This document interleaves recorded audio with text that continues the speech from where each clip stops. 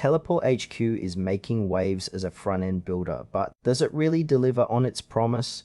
Today, we're diving deep into what this platform offers and whether it's worth your time and investment. TeleportHQ aims to simplify the front-end development process with a visual editor that allows users to drag and drop components, making it accessible even for those who aren't full-fledged developers. It supports real-time collaboration, which is a big plus for teams working from different locations. The interface feels modern and intuitive, and right off the bat you notice how it streamlines the design-to-code workflow, which can be a game changer for startups and small businesses looking to get their projects off the ground quickly. However, some features feel a bit undercooked.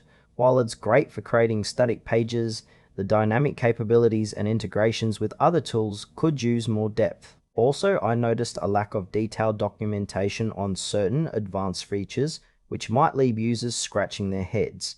Overall, while TeleportHQ has a solid foundation, there are areas that could benefit from more clarity and enhancement. Let's break down the pros and cons.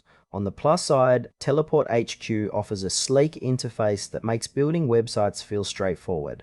The real-time collaboration is a standout feature, especially for teams. However, it's not all smooth sailing. Users might get frustrated with the limited dynamic capabilities and integrations. For those looking for robust backend support, this might not cut it.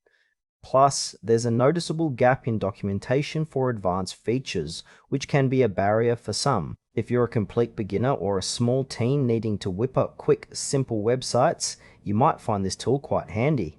But if you're a seasoned developer or need something that can handle more complex projects, you might want to explore other options. In conclusion, TeleportHQ is a promising tool for newcomers and small teams looking to create simple web projects quickly.